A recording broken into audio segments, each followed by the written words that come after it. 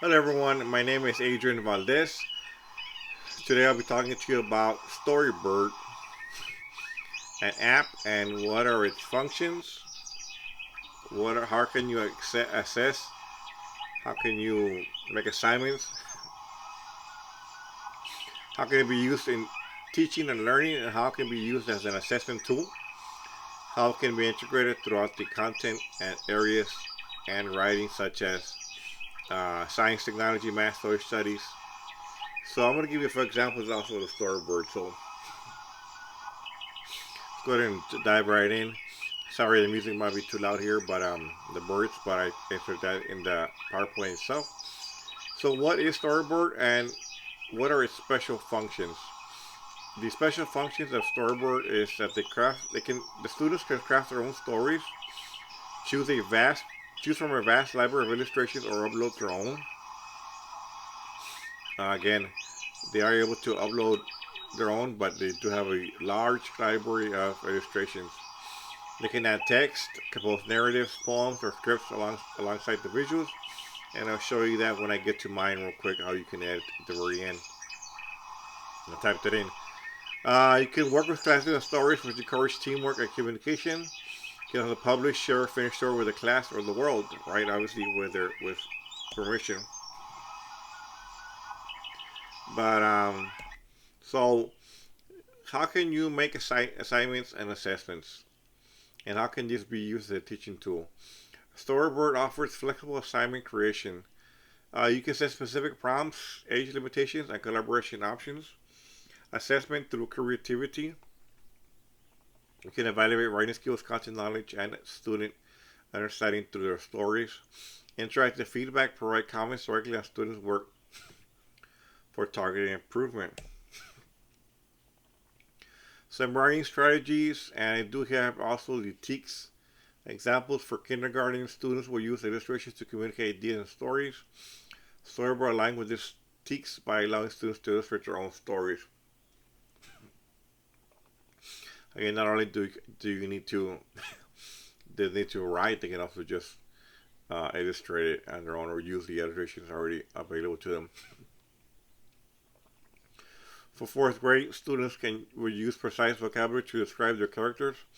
Storyboard encourages descriptive writing through prompts and illustrations. They have storybooks, comics, long stories. For seventh grade, students will write arguments with clear reasons and relevant evidence. Storyboard can be used to create persuasive narrative. For science, take examples again. Just a few, so I won't make the video so long. In third grade, students will identify and describe the major parts of plants, including roots, stems, leaves, flowers, and fruits. In eighth grade, students will analyze and interpret data to reach a conclusion. Now, I do have here some links, some storyboard links. The first one I have, Why Plants Matter and the Process Behind It All, by Kyle H. And I'm going to go in and see if this works real quick, but it should send me to the link.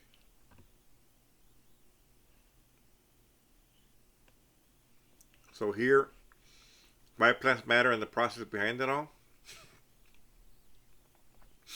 Every plant needs sunlight, carbon dioxide, and water. And I'm not going to read the whole book, but that's one of the examples onto the on the on the storyboard.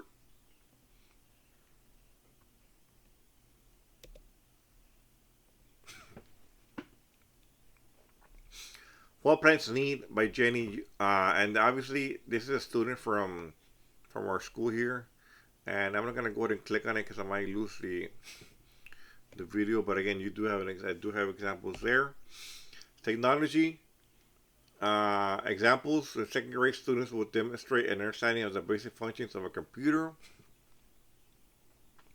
and sixth grade students will design and develop a computational artifact for a given purpose. Now I do have some more examples such as Computers by DK, Unexpected Adventure of the Magical Force by Sam Barusun Onglu. And again, I'm not going to click on it for the purpose of losing the link here, the video. For math in first grade, students will present and solve addition and subtraction problems within using manipulative drawings and equations. Now I do have an example in the next slide, and that's very good. Um, I decided to do my own storyboard, which you'll see at the very end, storyboard, and I do include math in that one. For social studies in the sixth grade, down at the bottom, the student is expected to identify and explain the geographic factors responsible for patterns of population in place and regions. Also, for fourth grade, I like students to explain the importance of rules and laws in classroom, school, and community. Obviously, citizenship is a very important um, topic in social studies, especially even from the lower levels, from kinder to first, starting off, basic rules. Social studies examples, right? Citizenship by Holman's class. U.S. history by, obviously, for 8th grade U.S. history. Suggested learning goals. Based on recent state. So, again, I made this up, but I was able to make this up. But again, just a scenario what I've seen using storybird and using my school T-chat. Based on recent state assessment scores and classroom data, students in Ms. Smith's third grade class are showing weakness in grasping place value confidence within the 10th decade. Learning goals, the math tick there is for third grade, 3.2a, apply place value understanding to read and write whole numbers within 100 in various forms, including standard, expanded, and word forms. Storyboard activity, students will create a storyboard titled The Place Value Party. Story prompts, the story will revolve around a party where the numbers are 20 to 99 are celebrating. Each character number needs an introduction that highlights its place value. The story can involve challenges or games that reinforce place value concepts. Now, how can you differentiate the assignment using storyboard? Students who struggle more can focus on creating a story for numbers within the 20s, highlighting the difference between tens and ones. Advanced students can create more complex stories involving addition and subtraction within the 10th decade. So, again, making them abstract, which I did in my storyboard. I did something like that. The assessment, Ms. Smith can assess students through understanding by evaluating their use of place value vocabulary and accurate representation of numbers in various forms within the story. The illustration can also be used as assessment tools. Are students correctly depicting the tens and ones blocks for each number character? What are the benefits of storyboard? A storyboard allows students to demonstrate their understanding of a place value in a creative and engaging way, and the visual storytelling format can help solidify their grasp of the 10th decade concept. Now, my storyboard I created. I went ahead and I give you a link here on the PowerPoint, so I will be including the PowerPoint Google Slides in the presentation along with the video. But let me just go and click on mine real quick. It's titled Kareem and Dad Make Cookies for Mom. So we can help it loose the link here. So I'm going to go ahead and see if it works real quick. Okay. Kareem and Dad Make Cookies for Mom. Kareem and Dad were baking cookies for Mom on her birthday. The recipe called for 2 cups of flour, but Kareem only had a small measuring cup that held half a cup. How could he measure out 2 whole cups? Aha, Kareem had an idea. He filled the small cup 4 times. So 4 times, right, half plus half plus half plus half cup equals 2 cups of flour. This showed that fractions like halves could help him measure exactly what he needed.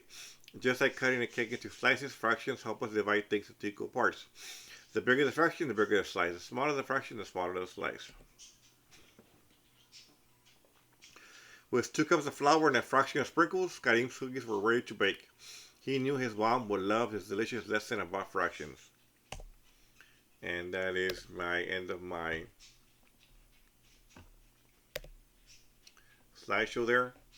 And I hope you enjoyed watching my video, listening to my video about Storybird, a program which obviously helps students write, and not only just write, but read, and also you can incorporate other subjects into the lesson there.